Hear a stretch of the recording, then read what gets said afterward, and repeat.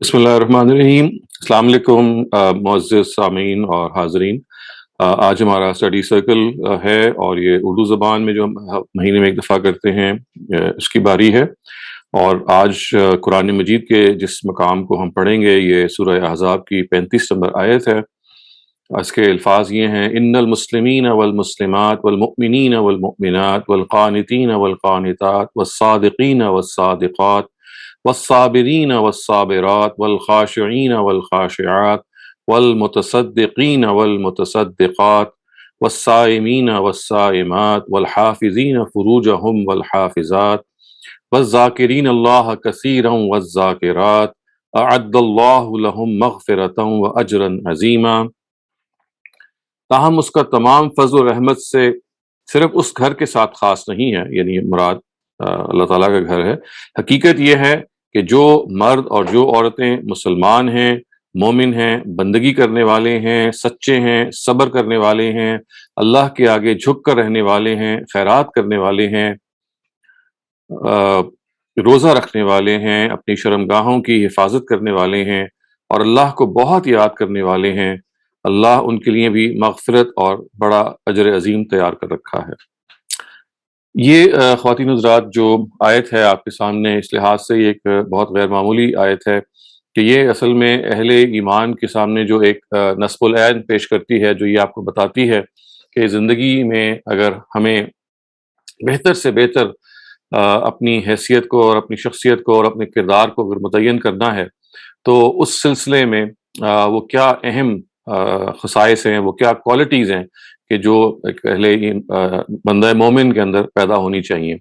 आपने ये भी देखा यहाँ पे इन आयात के अंदर कि दोनों जो मर्द और औरत हज़रात हैं, दोनों को इसमें मुख़ातिब किया गया है।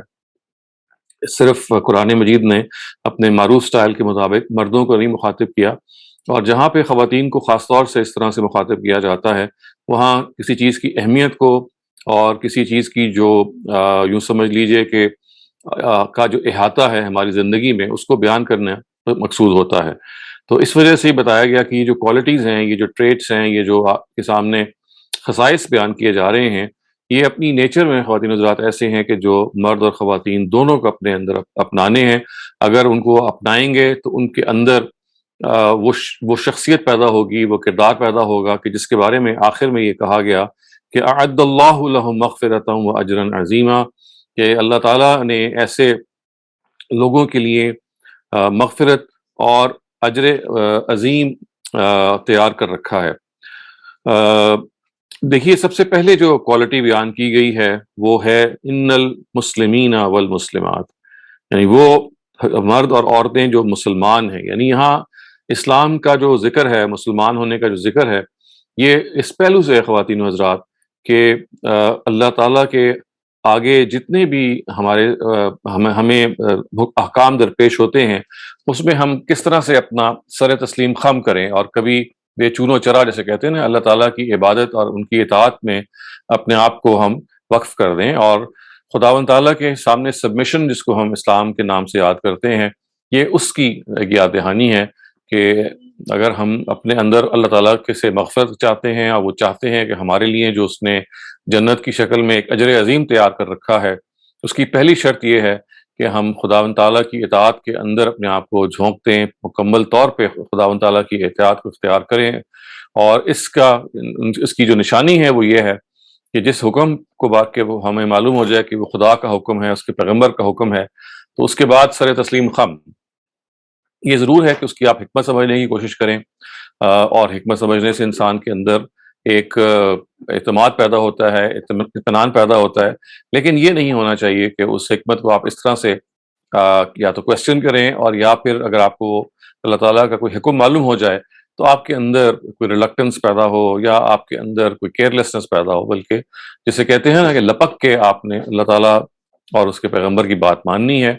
उसके बाद भी देखिए जो अगली बात बताई गई, वो ये है कि वल मुमिनीन वल मुमिनात, यानी ये वो लोग हैं कि जो ना सिर्फ ये कि इनके अंदर तस्लीम का, यानी मानने का जो जज्बा है वो मौजूद है, बल्कि ये अपने ईमान भी मुकम्मल है। ये हकीकी तौर पर ये अल्लाह ताला पर ईमान रखते हैं, और अल्लाह ताला पर जो ईमान है ख़वातीन हज़रात, वो हम जानते हैं کہ وہ جڑ ہے اس چیز کی کہ ہم باقی جتنی بھی چیزیں ہیں جن پر ایمان لانا ہمارے اوپر لازم قرار دیا گیا ہے، جیسے مثال کے طور پر آخرت پر ایمان ہے، یا نبیوں پر ایمان ہے، یا کتابوں پر ایمان ہے، یا فرشتوں پر ایمان ہے، تو اللہ تعالیٰ پر ایمان لانے کے نتیجے میں ان سب چیزوں پر ایمان لانا آپ کا تقاضا پیدا ہو جاتا ہے۔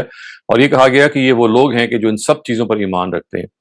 ایمان، جیسے کہ آپ نے قرآن میں اکثر پڑھا ہوگا، یہ کوئی اندھی اصطلاح نہیں ہے کہ آپ کو جو کہہ دیا ہے وہ آپ نے بغیر سوچ سمجھے ماننا ہے، بلکہ خداوند تعالیٰ جس چیز کے بارے میں چاہتا ہے کہ ہم ایمان کا اظہار کریں، ان کے بارے میں وہ یہ کہتا ہے یہ ساری وہ حقیقتیں ہیں کہ جس پر انسان عقلی طور پر مطمئن کیا جا سکتا ہے، اس کے دلائل، اس کے جو جتنے بھی اس کے حق میں ریزننگ ہے وہ موجود ہے، تاکہ جس چیز کو آپ کو ماننے کو کہا جا رہا ہے وہ کوئی بلائنڈ فیتھ کے طور پہ نہیں کہا جا رہا، بلکہ وہ ایک ایسے حقائق ہیں کہ جو عقلاً سمجھے جا سکتے ہیں، اور عقل کی روشنی میں ہم ان کا تعین بھی کر سکتے ہیں۔ پھر وہاں فرمایا گیا کہ والقانتین والقانتات، یعنی وہ بندگی کرنے والے ہیں۔ بندگی ظاہر ہے اللہ تعالیٰ کے آگے جھکنے کا نام ہے، اللہ تعالیٰ کے بارے میں اس احساس کا نام ہے کہ اب جب کہ ہم نے خداوند تعالیٰ کو اتنا رب مان لیا تو ہمیں اب اس کے آگے جھک کر اور اس کے آگے اس کے سارے احکام کو اپنے اوپر لاگو کرنا ہے اور ان کو اختیار کرنا ہے۔ پھر فرمایا گیا کہ والصابرین والصابرات، قرآن اس سے پہلے معاف کیجیے گا فرمایا والصادقین والصادقات، یعنی وہ لوگ ہیں کہ جو سچے ہیں، سچے خواتین و حضرات، یعنی مرد اور خواتین دونوں ہیں جو سچ کو اختیار کرتے ہیں۔ سچ، جیسا کہ آپ جانتے ہیں خواتین و حضرات، ایک ایسی چیز ہے کہ جس کے بارے میں ہمیں اللہ تعالیٰ کی طرف سے جس چیز کی تلقین کی گئی ہے وہ یہ ہے کہ ہم بے چون و چراں سچ کو اختیار کریں، سچ کا ساتھ دیں، اور اس سلسلے میں اس کو اپنی زندگی کا ایک مشن بنائیں کہ کبھی بھی ہم نے سچ کے علاوہ کوئی اور رستہ اختیار نہیں کرنا۔ اور اسی کو تاکید سے کہا گیا کہ والصادقین والصادقات، اور پھر والصابرین والصابرات، یہاں مراد یہ ہے قرآن مجید کی اصطلاح میں جو صبر ہے وہ ناچار ہونے کا صبر نہیں ہے جو ہم عام طور سے اردو زبان میں واقف ہیں، کہ جب ہم یہ کہتے ہیں کہ جب کچھ کرنے کو نہیں ہو اور جب ہم نہیں سمجھیں کہ اب چارہ اس کے سوا کوئی نہیں ہے کہ ہم ایک لحاظ سے ایک رک کے بیٹھ رہے ہیں، اس سے ہم عام طور سے صبر کو تعبیر کرتے ہیں اپنی زبان میں۔ لیکن قرآن مجید میں جس صبر کو اجاگر کیا گیا ہے اس کا صحیح جو ترجمہ ہے وہ ثابت قدمی سے ادا کیا جا سکتا ہے، یا پرسیویرنس سے ادا کیا جا سکتا ہے، یعنی وہ ثابت قدم رہتے ہیں، مشکلات میں، پریشانی میں وہ ڈگ نہیں ڈالتے۔ ان کے ہاں صبر کوئی ایک لاسٹ آپشن نہیں ہے، بلکہ وہ ڈٹ جاتے ہیں، وہ مقابلہ کرتے ہیں، تو یہاں ثابت قدمی کا مفہوم ہے۔ اور پھر کہا گیا کہ والخاشعین والخاشعات، یعنی وہ اللہ تعالیٰ کے آگے جھک کر رہنے والے ہیں۔ جھک کر رہنے والے ہیں یعنی کہ اس کے احکام کو، اس کی رضا کو، ان تمام چیزوں کو جس سے وہ خوش ہوتا ہے، ان سب کو وہ اپنے آگے ایک ایسی جگہ پہ رکھتے ہیں کہ جس کو ہم منبع اطاعت کہتے ہیں، کہ وہ ہر لحاظ سے ان کے آگے کبھی اس جگہ پہ نہیں کھڑے ہوتے کہ وہ سرکشی اختیار کریں۔ خشوع کا جو اپوزٹ ہے وہ سرکش نہیں ہوتے، اس معاملے میں وہ کبھی ریبیلیس نہیں ہوتے، بلکہ ان کے ہاں یہ خشوع موجود ہوتا ہے۔ اور پھر فرمایا گیا کہ والمتصدقین والمتصدقات، یعنی یہ وہ اہل ایمان ہیں کہ جو اللہ کی راہ میں دینے والے اور دینے والیاں ہیں۔ اللہ کی راہ میں دینے والے، ظاہر ہے ہم سب اس سے واقف ہیں کہ خداوند تعالیٰ نے جو ہمیں نعمتیں دی ہیں یہ ہمارا استحقاق نہیں تھی، یہ ہمیں اللہ تعالیٰ نے عنایت کے طور پہ دی ہیں، آزمائش کے طور پہ دی ہیں، اس لیے دی ہیں کہ ہم دیکھیں کہ اللہ تعالیٰ دیکھیں کہ ان کو پا کر ہم خدا کا شکر ادا کرتے ہیں، اور شکر ادا کرنے کی اس کا جو سب سے بڑا ذریعہ ہے وہ یہ ہے کہ ان نعمتوں کو ہم بانٹتے ہیں کہ نہیں، یا اوروں کے ساتھ، یا صرف ان کو ہم سینت کے اور اپنے پاس ان کو سنبھال کے رکھتے ہیں۔ تو یہ کہا گیا کہ نہیں، اہل ایمان وہ ہیں کہ جو اس سلسلے میں کھلے دل سے اللہ تعالیٰ کی راہ میں خرچ کرنے والے ہیں۔ پھر فرمایا گیا کہ والصائمین والصائمات، یہاں خاص طور سے جو نفلی روزے ہیں وہ مراد ہیں، کیونکہ ظاہر ہے کہ جو فرض روزے ہیں وہ تو بہرحال ہمیں فرض کے طور پہ رکھنے ہی ہیں، لیکن یہاں ایک کوالٹی کے طور پہ جب اس کو اجاگر کیا گیا تو وہ یہ ہے کہ ہم نفلی روزوں کا بھی اہتمام کریں۔ اور خواتین حضرات، ابھی رمضان کا مہینہ چند دن پہلے ہی ختم ہوا ہے، اور اس لحاظ سے ایک بڑی برمحل یہ ہمیں یاد دہانی ہے کہ ہم اپنی زندگی میں جو بقیہ 11 مہینے ہم پائیں گے اگلے رمضان سے پہلے، اس میں ہم کوشش کریں کہ ہر ماہ چند روزوں کو ضرور آبزرو کریں، ان کو رکھیں، تاکہ جو رمضان کی ہمیں برکات حاصل ہوئی ہیں وہ برابر برقرار بھی رہیں، اور خداوند تعالیٰ سے جو ایک خاص تعلق پیدا ہوا ہے روزے کی شکل میں وہ بھی کسی نہ کسی شکل میں جاری رہ سکے۔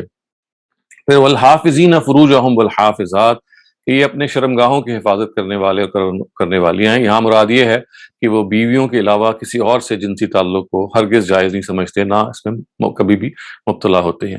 ان کی جو جنسی خواہشات ہیں اس کا محور ان کی اپنی ازواج ہیں، اور ازواج کا اپنا جو تعلق ہے وہ ان کے اپنے شوہروں سے ہے، وہ کسی اور سے بھی ان کا اس طرح کا تعلق قائم نہیں ہوتا۔ اور اس کی ابتدا اسی سے ہوتی ہے، جیسے کہ ہم بہت فرض کر چکے ہیں کہ ان کی جو نگاہیں ہیں وہ پاکیزہ رہتی ہیں، ان کا لباس باقرینہ ہوتا ہے، اور ہر وہ چیز کہ جو اس ایکسٹریم شکل میں لے جانے والی ہے، جو ایکسٹرا میرٹل ریلیشنز کی شکل میں یا شادی بیاہ کے علاوہ جو تعلقات ہیں اس میں انسان کو پہنچانے میں وہ ان کی محافظت کرتے ہیں۔ اور پھر آخر میں فرمایا گیا کہ والذاکرین اللہ کثیرا والذاکرات، کہ یہ وہ ہیں کہ جو اللہ کو بہت یاد کرنے والے ہیں۔ اللہ کو یاد کرنے کا مطلب کیا ہے؟ کہ اللہ ہمیشہ ان کے دھیان میں رہتے ہیں۔ خداوند تعالیٰ صرف نماز ہی میں نہیں ان کے سامنے رہتے، بلکہ اپنے ہر زندگی کی انڈرٹیکنگ میں، چاہے وہ بازار میں ہوں، چاہے وہ اپنے کاروبار میں ہوں، چاہے وہ اپنے دفتر میں ہوں، چاہے وہ دوستوں سے مل رہے ہوں، ان کو خدا ہمیشہ یاد رہتا ہے کہ کوئی ایسی بات وہ نہ کر بیٹھیں کہ جو اس سے ناراضی کا باعث بنے۔ وہ خدا کو اس طرح سے بھی یاد کرتے ہیں کہ کوئی غلط کام نہ کریں، وہ اس طرح سے بھی یاد کرتے ہیں کہ اس کا شکر ادا کرتے ہیں، غلطی ہو جائے تو استغفار کرتے ہیں، کوئی عمدہ چیز ان کے سامنے آ جائے تو سبحان اللہ کہتے ہیں۔ تو یہ ساری وہ چیزیں ہیں کہ جو انسان کو اللہ سے متعلق کرتی ہیں۔ آخر میں کہا گیا کہ اعد اللہ لہ مغفرۃ و اجرا عظیما، کہ ایسے لوگوں کے لیے اللہ تعالیٰ نے مغفرت اور اجر عظیم تیار کر رکھا ہے۔ اور اس لحاظ سے خواتین حضرات، یہ ایک بہت بڑی بشارت ہے ہمارے لیے کہ اگر ہم اپنی زندگی میں ان خصائص کو پیدا کر لیں، ان اوصاف کو پیدا کر لیں، تو اللہ تعالیٰ کی طرف سے مغفرت اور ایک اجر عظیم کا وعدہ ہے جو اس آیت میں کیا گیا ہے۔ آئیے اب ہم اس سلسلے کی جو دوسرا سیگمنٹ ہے اپنی اسٹڈی سرکل کا، اس کی طرف بڑھتے ہیں، اور احادیث سے ہم آج ایک حدیث کا مطالعہ کریں گے، اور یہ صحیح مسلم سے روایت ہے، اور اس میں جو یہ روایت ہے یہ عبد الرحمن ابن ابو بکر جو ہیں وہ اپنے والد حضرت ابو بکر سے کر رہے ہیں۔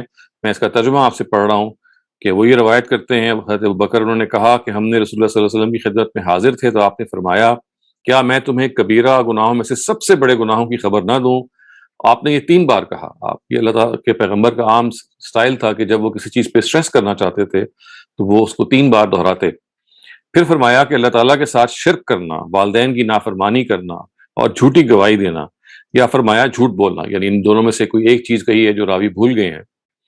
رسول اللہ صلی اللہ علیہ وسلم پہلے ٹیک لگائے ہوئے بیٹھے تھے، پھر آپ سیدھے ہو کر بیٹھ گئے اور اس بات کو دہراتے گئے یہاں تک کہ ہم نے دل میں کہا کہ کاش آپ مزید نہ دہرائیں۔ یعنی اس بات کو انہوں نے 3 مرتبہ دہرایا، ان 3 باتوں کو، کہ اللہ تعالیٰ سے شرک سے پرہیز کرنا، والدین کی نافرمانی سے پرہیز کرنا، اور جھوٹی گواہی یا جھوٹ بولنے سے دور رہنا۔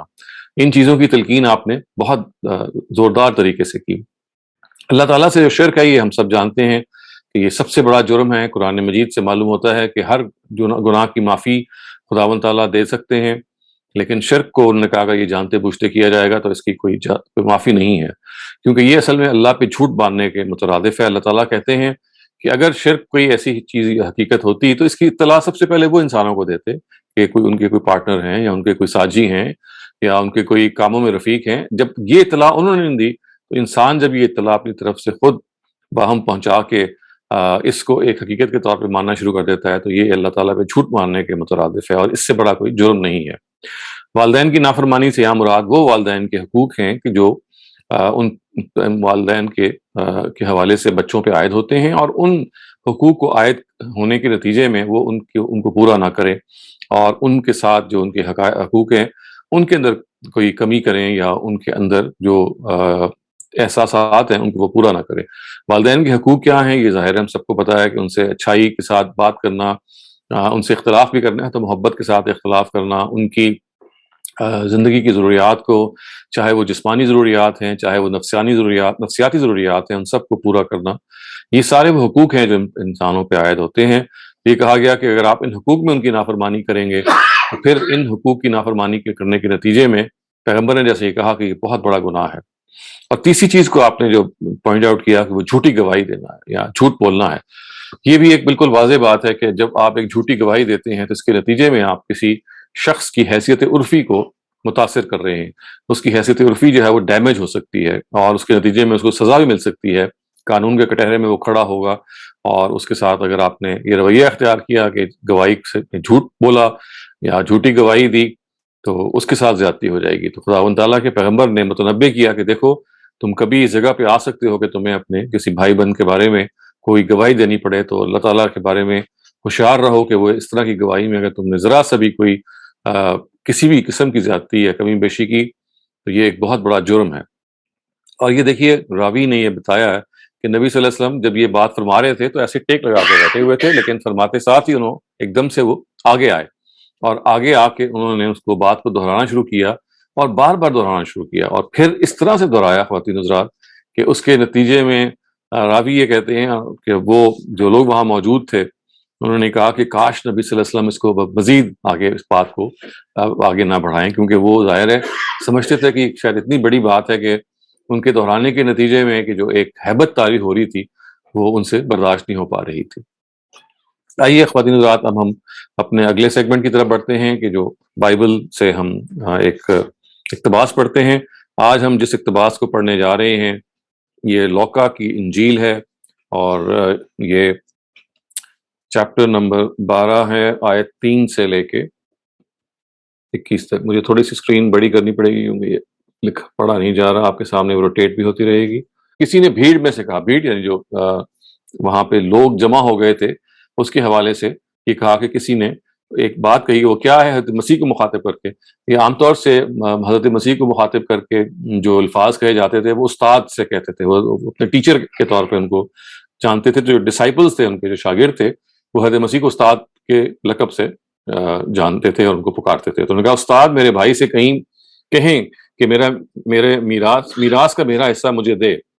عیسیٰ نے جواب دیا، بھائی کسی نے مجھ پر جج یا تقسیم کرنے والا مقرر کیا ہے، تم نے کس نے مجھے اس کام کے لیے مقرر کیا ہے؟ پھر اس نے ان سے مزید کہا، خبردار، ہر قسم کے لالچ سے بچے رہنا، کیونکہ انسان کی زندگی اس کے مال و دولت کی کثرت پر منحصر نہیں۔ اس نے انہیں ایک تمثیل سنائی، کسی امیر آدمی کی زمین میں اچھی فصل پیدا ہوئی، چنانچہ وہ سوچنے لگا اب میں کیا کروں، میرے پاس تو اتنی جگہ نہیں جہاں میں سب کچھ جمع کر کے رکھوں گا۔ پھر اس نے کہا میں یہ کروں گا کہ اپنے گوداموں کو ڈھا کر ان سے تعمیر کروں گا، میں اپنا تمام اناج اور باقی پیداوار جمع کروں گا۔ پھر میں اپنے آپ سے کہوں گا کہ لو، ان اچھی چیزوں سے تیری ضروریات بہت سالوں تک پوری ہوتی رہیں گی، اب آرام کر، کھا پی اور خوشی منا۔ لیکن اللہ نے اس سے کہا، احمق، اس رات تو مر جائے گا، پھر جو چیزیں تو نے جمع کی ہیں وہ کس کی ہوں گی؟ یہی اس شخص کا انجام ہے جو صرف اپنے لیے چیزیں جمع کرتا جبکہ وہ اللہ کے سامنے غریب ہے۔ خواتین حضرات، یہ آپ دیکھیں حضرت مسیح کا ایک بڑا ایک خاص انداز ہے۔ آپ نے بہت مرتبہ پہلے بھی جب ہم نے بائبل کا مطالعہ کیا یقیناً اس کو دیکھا ہوگا کہ وہ تمثیلوں سے بات کرتے ہیں، وہ اس طرح کی مثالوں سے سمجھاتے ہیں کہ دیکھو ایک شخص جس کے پاس ایک باغ ہے جس میں وہ چیزوں کو سینت کے رکھا، جب اس نے دیکھا کہ ایک چیز جو ہے وہ اور زیادہ اس کے پاس ہونے کا امکان ہے تو بجائے اس کے کہ وہ یہ سوچتا کہ میں ان چیزوں کے لیے جو میرے پاس زیادہ ہیں وہ میں اوروں کے ضروریات ان سے پوری کروں، اس نے کہا کہ میں مزید اپنی جگہ کو ایکسپینڈ کرتا ہوں اور مزید چیزیں یہاں پہ جمع کرتا ہوں، اور یہ نہیں سوچا کہ میری کسی وقت موت بھی آ سکتی ہے اور یہ خزانہ جو میں یا جو پیداوار میں جمع کر رہا ہوں یا جو کچھ بھی میرے پاس ہے اگر وہ فصل اللہ تعالیٰ کی وجہ سے بہت اچھی آئی ہے تو میں اس کا کوئی اور بھی استعمال کروں، اور وہ استعمال ظاہر ہے کہ یہاں مراد ہے کہ وہ لوگ کے جو ضرورت مند ہیں ان کے لیے میں اس کو مختص کروں، لیکن اس کے بجائے اس نے سوچا کہ میں اس کو سینت کے رکھوں اور جمع کروں۔ لیکن خداوند تعالیٰ نے یہ کہا کہ اگر تو مر جائے گا اور آج رات جب کہ تو نے ان سب چیزوں کو جمع کر لیا ہے دنیا سے تو چھوڑ کے چلا جائے گا تو یہ کس کے کام آئیں گی؟ یعنی چیزیں تو نے اپنے لیے جمع کی تھیں، لیکن تو سب سے زیادہ امیر تھا اپنی نگاہ میں کہ تو نے ان چیزوں کو جمع کیا، لیکن خدا کی نگاہ میں تو سب سے زیادہ غریب ہے۔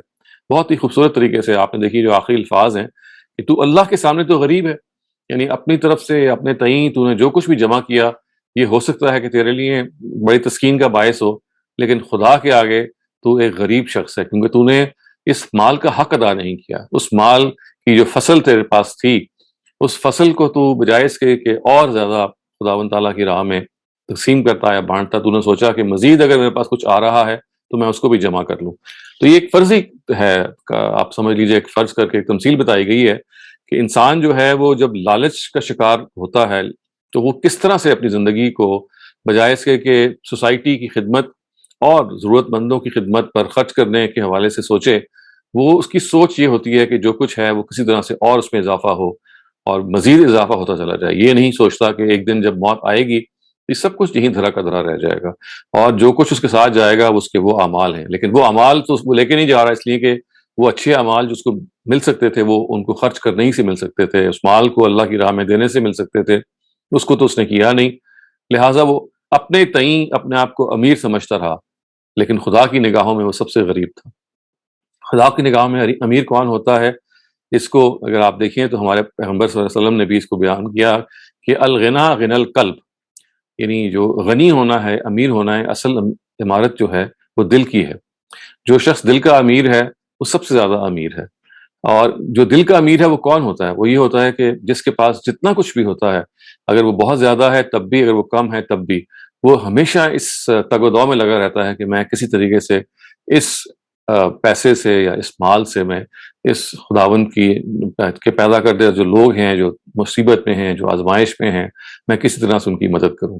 اگر میں مدد کروں گا تو یہ واقعی اس کے نتیجے میں امیر ہو جاؤں گا. جو کچھ جا رہا ہے اس جانے کے نتیجے میں اصل میں میرے کام آ رہا ہے, جو کچھ میں سینت کے رکھ رہا ہوں میرے کام نہیں آ رہا.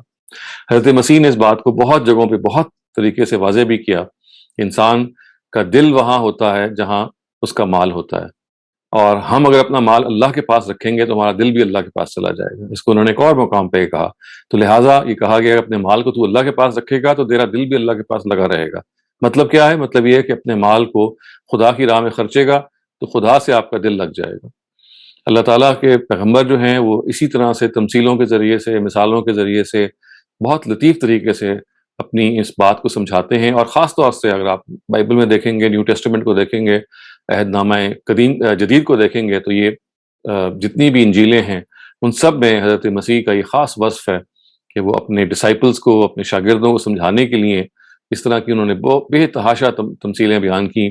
اور تمثیل کی خوبی یہ ہوتی ہے کہ یہ انسان کے اندر ویسے ہی گھر کرتی ہے, اثر کرتی ہے, جیسے اچھا شعر سن کے انسان پھڑک اٹھتا ہے, تمثیل بھی انسان کے اندر وہی ایفیکٹ پیدا کرتی ہے. سو خواتین حضرات, ہم اپنے اس اسٹڈی سرکل کے ان تینوں سیگمنٹس کے بعد اب ہم چوتھے سیگمنٹ کی طرف بڑھ رہے ہیں جس میں ہم کسی موضوع پہ ڈسکشن کرتے ہیں. یہ ہمارا سیشن جو ہے یہ ماڈریٹڈ ہوتا ہے. جس موضوع پہ ہم آج ڈسکشن کریں گے وہ ہے کہ ہم دشمنوں کو دوست کیسے بنا سکتے ہیں. یعنی دشمن تو ہم نے دنیا میں بہت سارے ہمارے بعض دفعہ ہوتے ہیں. دشمن کا لفظ آپ اس مفہوم میں نہ لیجیے کوئی آپ کے جان کا دشمن ہے. وہ لوگ کہ جو آپ سے حاسد ہوتے ہیں, جن کو آپ رائیولز کہہ سکتے ہیں, وہ لوگ کہ جو آپ کے حریف بن جاتے ہیں, ان کو بھی اس میں ہم شمار کر سکتے ہیں. تو کیسے ہم اپنے ان حریفوں کو, ان رائیولز کو دوست بنا سکتے ہیں, آئیے ہم تھوڑی سی اس پہ کچھ دیر رک کے گفتگو کرتے ہیں. Thank you very much, Dr. Salib. I'll put out my 2 cents. I've never had a situation where I was able to, turn someone who hates me into someone who likes me. But what I've seen is that if someone is not being just to you or not being nice to you, and you keep yourself, being a good person, so you're still kind to them, you still treat them like you treat everybody else, the people around you would notice, and perhaps, someday that person's heart will change. I've had a person who didn't like me too much, but now, she treats me like normal. So I think that's a progress. But besides, being a good person yourself and, never dropping down to the level where you mistreat the other person, I think that is, those are my 2 cents. جی بالکل ٹھیک ہے, بہت بہت شکریہ مریم. ظاہر ہے آپ کی بات کا خلاصہ یہ ہے کہ اگر دوسرا آپ کے ساتھ زیادتی کر رہا ہے یا رائیولری دکھا رہا ہے, اس کے جواب میں آپ کو you should not pay back that person in the same coin, یعنی آپ کو وہ رویہ نہیں اختیار کرنا چاہیے بلکہ آپ برائی کا جواب اچھائی سے دیں. اور حضرت مسیح کے الفاظ کو اگر آپ مستعار لیں تو اگر ایک گال پہ تماچا کسی نے مارا ہے, سختی کی ہے, تو آپ دوسرا گال بھی اس کے آگے کر دیں. مطلب یہ ہے کہ اس کو کہیں کہ بھائی تم اپنی بڑاس نکال لو, میں تم سے کوئی بدلہ نہیں لوں گا, میں کوئی ریونج نہیں لوں گا, اور میں آپ کا خیر خواہ بن کے رہوں گا. تو یہ ایک ایسا رویہ ہے کہ جو پتھر کو بھی پگھلا دیتا ہے. اور یقیناً یہی وہ اعلیٰ اخلاقیات ہے کہ ہم دوسرے کی زیادتی پر نہ صرف یہ کہ برہم نہ ہوں بلکہ اس کے جواب میں اچھائی اختیار کریں. Thank you, Dr. Salim. Next up, we have Saima. Saima, please go ahead. السلام علیکم. اس چیز کے اندر میرا یہ ماننا ہے کہ آج کل ہم جو سائلنٹلی ہمارے دشمن جو ہیں بہت ہوتے ہیں, لائک ہم ایک بہن کی چیزوں کو پسند نہیں کر رہی ہوتی, like you have a jealousy, ایک بھائی اور اب چچا پھپھی.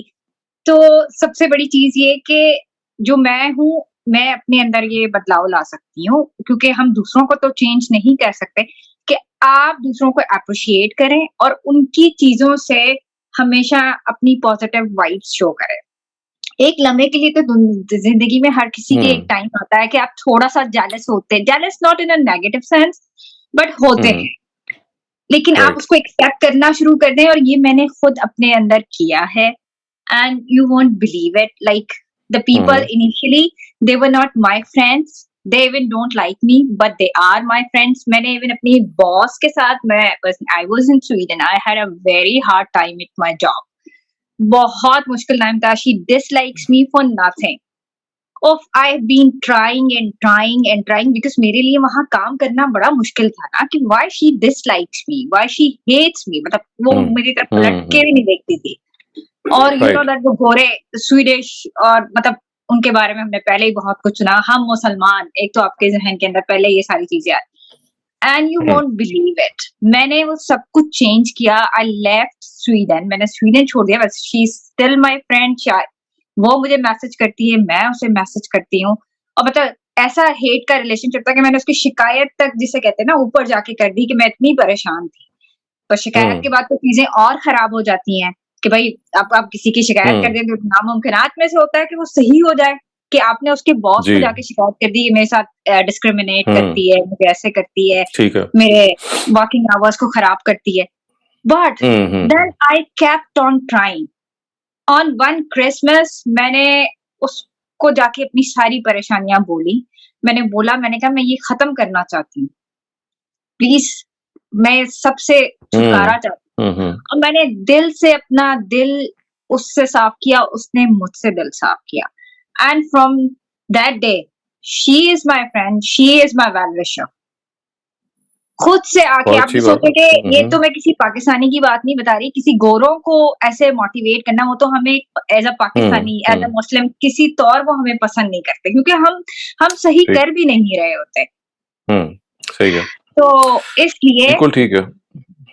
Thank you so very much, that's what my experience. آپ کی ہاں بہت اچھی خوبصورت آپ نے ہمیں بات سمجھائی ہے, اور اس سے جو غیر معمولی طور پہ آپ نے ایک چیز کی طرف اشارہ کیا ہے جو بڑی ریئر اور یونیک چیز ہے, جو ہم سب کو لرن کرنی چاہیے, وہ یہ ہے کہ اگر آپ آگے بڑھ کے جس شخص سے آپ کو زیادتی ہے نا, اس کے پاس چلے جائیں اور اس کو کہیں کہ بھائی دیکھو, کیونکہ دیکھیں بہت ساری غلط فہمیاں اور رائیولریز پیدا ہوتی ہیں کمیونیکیشن گیپ کی وجہ سے, اور دور دور رہ کے ایک دوسرے کو کوسنے کی وجہ سے. اگر آپ محبت سے جا کے جو گلا ہے وہ کر دیں دوسرے کو, اور بتائیں کہ دیکھو یہ پریشانی ہے, یہ مسئلہ ہے, تو انسان ہوتا ہے. اور بہت سارے ایسے انسان ہوتے ہیں کہ جو محض ایک دام سے کہ آپ ان کے پاس آ گئے ہیں, وہ بالکل تبدیل ہو جاتے ہیں.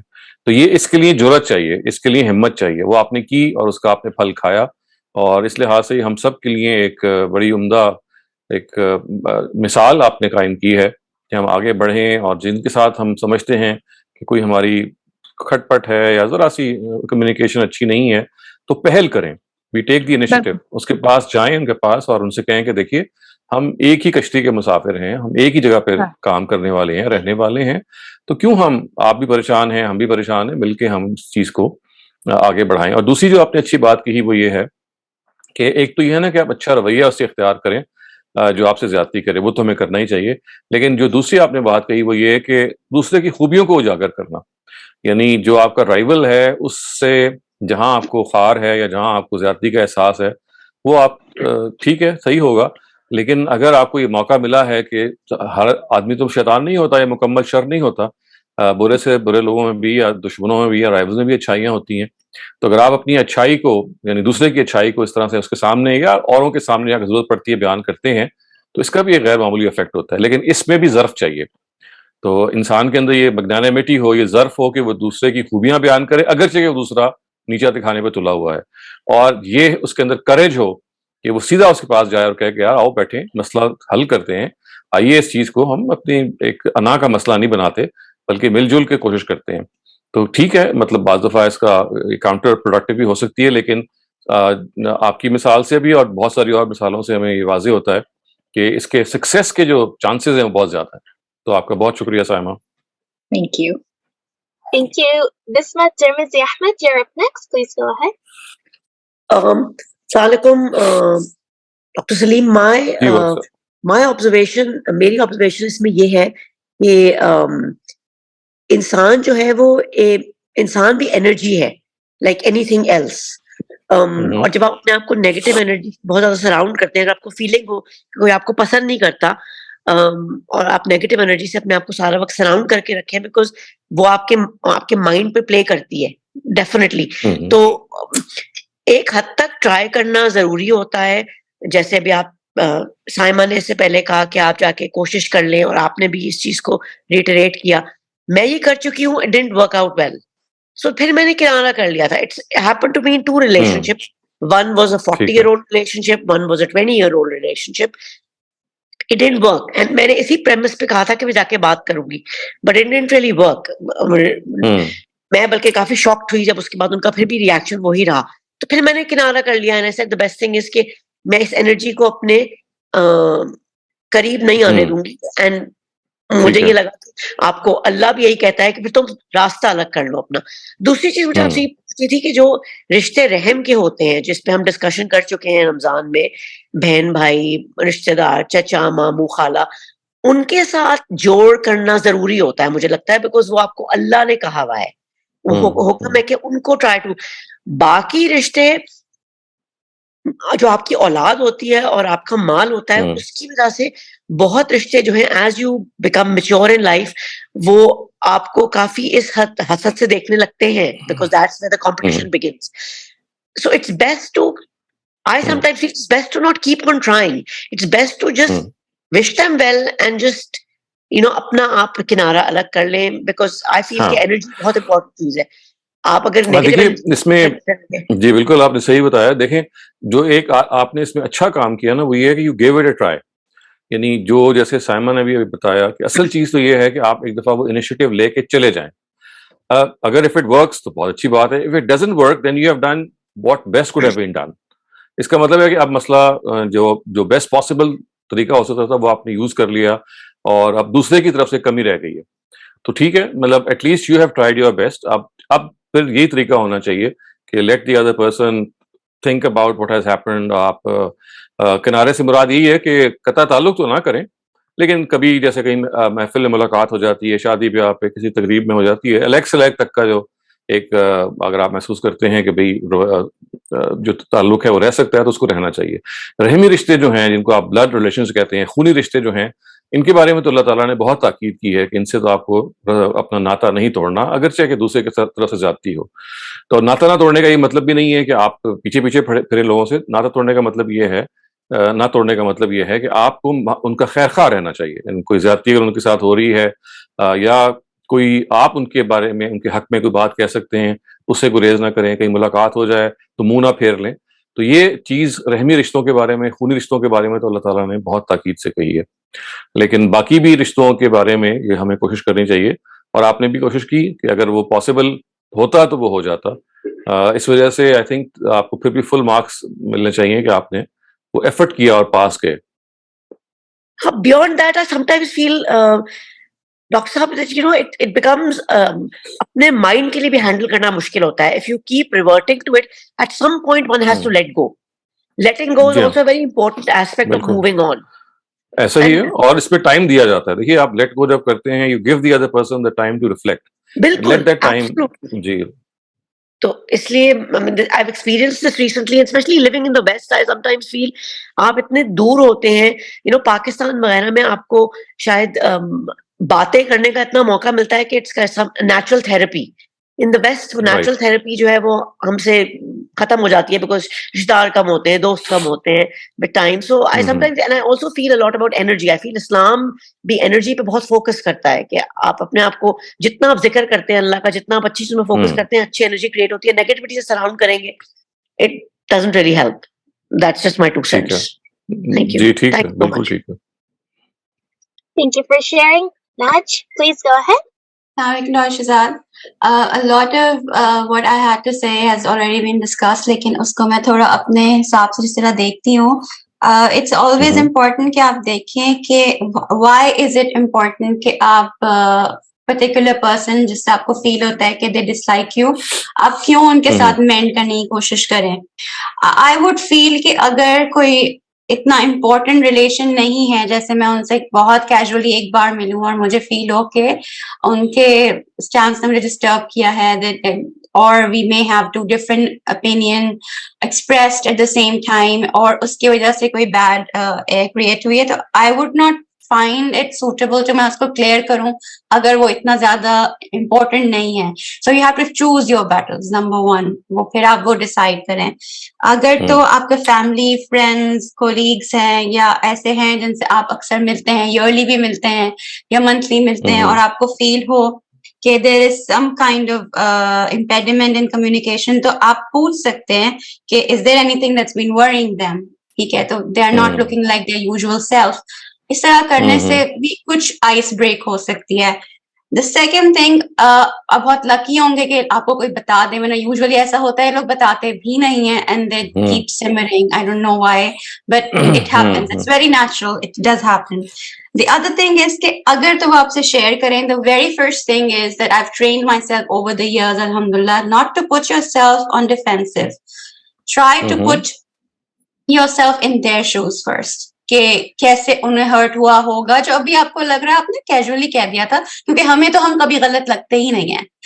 I know I am an older sibling, تو میں نے بہت بار اپنے چھوٹے بہن بھائیوں کو they are parents, they have older teenage children, لیکن مجھے لگتا تھا کچھ سال پہلے تک کہ میں تو آپ ہی ہوں, میں تو کچھ بھی کہہ سکتی ہوں. I just realized one fine day کہ my sister is only 3 years younger than me, and اتنا بھی کوئی بڑا ایج ڈفرنس نہیں. میں آپ ہی بننے کا لائسنس میں ہمیشہ لیتی ہوں. Maybe she feels it. So جب آپ اپنی یہ ونڈو کھولتے ہیں نا کہ دوسرے کو کیا لگا ہوگا, تو تب بھی بہت چیزیں آپ اپنے اینڈ پہ ٹھیک کر سکتے ہیں. A lot of time جب آپ اپنے آپ کو ان کی جگہ رکھتے ہیں تو آپ کو ایک 180 ڈگری شفٹ مل جاتا ہے پرسپیکٹو میں, اور آپ کے خود سلوک چینج ہو جاتا ہے, اور پھر خود ہی دوستی ہو جاتی ہے. I know it is there are a lot of steps. ٹھیک ہے, پہلے آپ نے دیکھا ہے کہ کنٹیجنسی پلان کیا ہے آپ کا, آپ نے پہلے پوچھا ہے, آپ نے کمیونیکیشن بیریئر کلوز کیا ہے, پار کیا ہے, اور پھر پوچھا ہے, اور ڈیفینسو بھی نہیں ہوئے ہیں, اپنے آپ کو ان کی جگہ پہ بھی رکھا ہے, اور پھر اپولوجائز کیا ہے. تو مجھے جتنے بھی میرے کچھ ڈس ایگریمنٹس ہوئے ہیں, تو میں نے اپنے آپ کو اس میں زیادہ غلطی کر پایا ہے. تو اپنی اپولوجی کرنے کے بعد جو ہے دوستی ہو جاتی ہے. شاید میرا ایکسپیرینس بہت لمیٹڈ ہے, اس لیے نہیں آپ کی بہت اچھی, جی آپ نے 2 ٹپس بہت اچھی بتائیں. 2 چیزیں جو میں نے آپ کی بات سے سمجھی ہیں, سیکھی ہیں. ایک تو یہ کہ کبھی اپنی ایگو کو اس رستے میں نہیں آنا دینا چاہیے. اگر غلطی آپ کی طرف ہے تو ہمیشہ آپ کی ایگو ہے, انا ہے جو روکتی ہے آپ کو, تو اس انا کو بالکل کہتے ہیں نا کہ ختم کر دینا چاہیے. کیونکہ ہم اصل میں تو یہ چاہتے ہیں نا کہ صحیح بات کی طرف اپنے آپ کو لے کے جائیں. اگر وہ انا آڑے آ رہی ہے تو اس کا مطلب یہ ہے کہ وہ ہماری اپنی شخصیت ہے جو اس چیز کو روک رہی ہے. اور دوسری بڑی اہم جو آپ نے بات بتائی ایمپتھی کی, کہ ہمیشہ دوسرے کس کا جو رد عمل ہے یا دوسرے کی سختی کو بعض دفعہ آپ اپریشیٹ اس لیے نہیں کر پا رہے ہوتے کہ آپ اپنے اینگل سے دیکھ رہے ہوتے.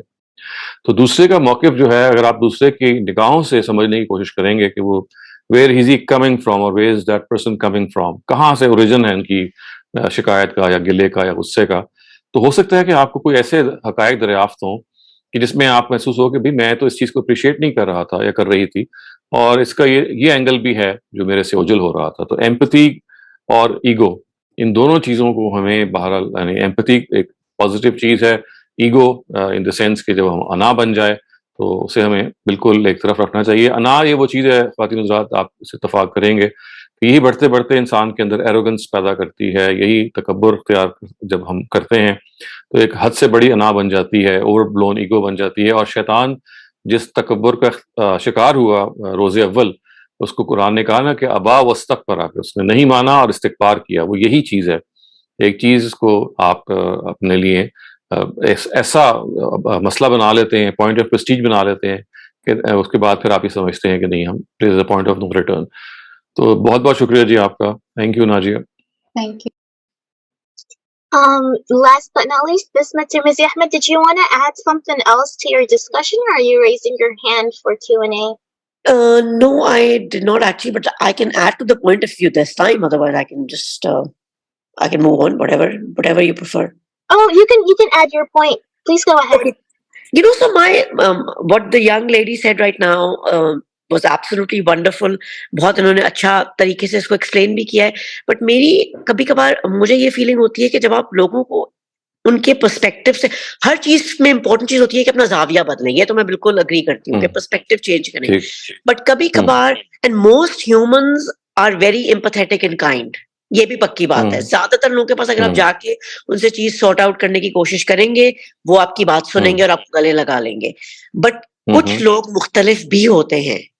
At that point in time, I think it is important to not keep trying and to let go, just for your own peace of mind, and even keeping in mind کہ اللہ آپ کو یہ کہتا ہے کہ جب تمہارا کسی سے نہ ہو تو راستہ الگ کر لو، اس کے لیے برا مت وش کرو، اس کو جیلس مت ہو اس سے، اس کے لیے کوئی، بٹ اس کو چھوڑ دو. تو چھوڑنا بھی I think is an important part of اپنی زندگی کو محفوظ کرنے کا ایک طریقہ ہے. اب یہ زاویہ غلط ہے یا صحیح ہے، مگر اس سے مجھے لگتا ہے کبھی کبھار آپ کو تسلی اس طرح آ جاتی ہے کہ آپ you can't keep trying with some relationships that are not going to work. جی بالکل آپ کی بات پوائنٹ از ٹیکن کہ آپ یو جسٹ کی ناٹ آئی مین جب ڈیڈ اینڈ آ جائے یا ایک دیوار آپ کے سامنے کھڑی ہو جائے تو بہتر ہوتا ہے کہ آپ یو جسٹ سرکموینٹ کر دیں. تو ٹھیک ہے، بالکل یہ چوائس ہے. لیکن یہ چوائس بھی انسان جب ایک کوشش کر لیتا ہے اس کے بعد اس کو اندازہ ہوتا ہے تو آپ اس چوائس کو اختیار کر سکتے ہیں. لیکن I think the effort should always be made and then maybe a different option can be adapted. Absolutely. Thank you.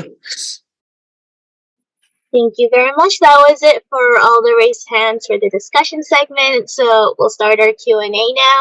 Bisma, please go Yes, ahead. again. My question was Shahzad صاحب، یہ میں کافی رمضان کے تھرو میں گزر رہی تھی تو میں قرآن شریف کی ہر جگہ بہت ٹرانسلیشن جو میں نے البیان کی سنی، جو کہ ابھی آپ لوگوں نے آڈیو بکس نکالی ہیں، اس کے اندر بہت جگہ یہ لکھا ہوا ہے کہ اللہ میاں جب لوگوں سے بات کر رہا ہوتا ہے تو وہ بیٹوں کی بات بہت کرتا ہے کہ میں نے تم لوگوں کو بیٹے گفٹ کیے، میں نے تم لوگوں کو بیٹے، یا تم میری طرف بیٹے مت لگاؤ. وائی از اٹ کہ بیٹیوں کا ذکر نہیں ہے؟ یہ میں نے ریپیٹیڈلی دیکھا ہے. مجھے یہ چیز تھوڑا کوشچن تھا میرے دماغ میں، اگر آپ اس کو کلیئر کر دیں. ہاں نہیں، لیکن اگر آپ وہ آیتیں اگر آپ جب نیکسٹ ٹائم دیکھیں تو ان کو آپ نشان زد کریں، کیونکہ ہر ایک میں 3-4 جگہ جہاں پہ یہ آیا ہے کوئی نہ کوئی پہلو ہوتا ہے. جیسے آپ دیکھیں ایک مقام پہ سورہ مدثر میں یہ کہا گیا کہ ہم نے آپ کو حاضر باش لڑکے دیے، بنینا شہودا. یعنی عرب میں، کیونکہ عربوں کی مینٹیلٹی یہ تھی کہ ان کے جو بیٹے تھے وہ ان کے لیے، عرب جو ٹرائبز ہیں دیکھیں نا، they didn't have a standing army. اچھا، اسی طرح سے ان کے ہاں جو کام اور ایک اسٹرینتھ تھی، that was always counted on the basis of the number of male heads that you had. یہ ان کا کلچر تھا. تو اس وجہ سے دیکھیے، یہ ذہن میں رکھیے گا کہ قرآن مجید کا جو اولین مخاطب ہیں وہ عربز ہیں. ان کے ساتھ اگر وہ کوئی ایسی آپ بات کریں جو ان کے لیے نامانوس ہو تو they would not have understood it. تو اس وجہ سے اس کو ذہن میں رکھ کے ہمیشہ قرآن پڑھنا چاہیے کہ جہاں بیٹوں کا ذکر آیا وہ ان عربوں کی مخصوص ذہنیت کو سامنے رکھ کے آیا. اور وہ ذہنیت آج بھی آپ دیکھیے بعض ہمارے ٹرائبل ایریاز میں بہت پریویل کرتی ہے. Arab was a tribal society. Tribal societies میں ہمیشہ میل ڈومیننس رہتی ہے، یعنی پیٹریارکی اپنے انتہا پہ ہوتی ہے. وہ اربن سوسائٹیز میں بھی موجود ہے، لیکن جو ٹرائبل سوسائٹیز ہیں ان میں تو وہ بالکل اپنے ٹاپ پہ ہوتی ہے. تو اس کی رعایت کرتے ہوئے یہ جب بھی لڑکوں کا ذکر آیا تو یہ کہا کہ ہم نے تمہیں بہت اولاد سے، اولاد کا ورڈ یہاں پہ میں یوز کروں، ادروائز تو قرآن میں یوز کیا ہوا ہے، ہم نے بہت سارے لڑکے تمہیں دیے، بیٹے تمہیں دیے. تو وہ اسی ذہن کو سامنے رکھ کے، تو اس وجہ سے اس کو یہ نہیں سمجھنا چاہیے کہ اللہ تعالیٰ کوئی بیٹیوں کو رول آؤٹ کر رہے ہیں یا ان کو انفیریئر سمجھ رہے ہیں، بلکہ اسی عرب ذہن کو سامنے رکھے کہ دیکھو تم خداوند تعالیٰ کا شکر ادا نہیں کرتے جس نے تمہیں یہ دیا، جگہ جگہ تمہارے جو ایسٹس تھے ان کو رکھا، اور جن بیٹوں کی تمہیں ضرورت تھی تاکہ تم ان کی نگہداشت کر سکتے, پروٹیکشن کر سکتے, یا اگر کہیں جنگ کا موقع آیا یا دوسری ٹرائب کے ساتھ نبردآزما ہونے کا موقع آیا تو you had number of people at your disposal.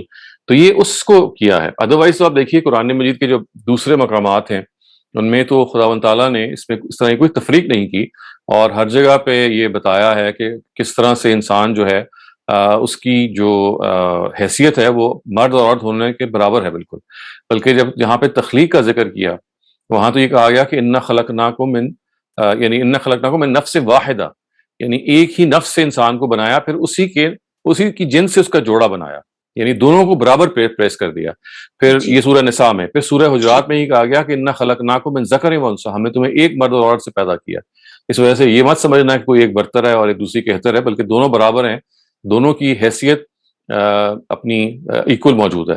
تو یہ چونکہ قرآن کے دوسرے مقامات اس ایکوالٹی آف جینڈر کو بیان کر چکے ہوئے ہیں, لیکن جہاں انعامات کا ذکر آیا ہے یا جہاں پہ مثال کے طور پہ اس طرح کی بھی باتیں آئی ہیں کہ یہ کہا گیا کہ دیکھیے تم اللہ کو بیٹیاں مانتے ہو کہ اس کی بیٹیاں ہیں, کیونکہ جو مشرکین تھے وہ فرشتوں کو خدا کی بیٹیاں مانتے تھے.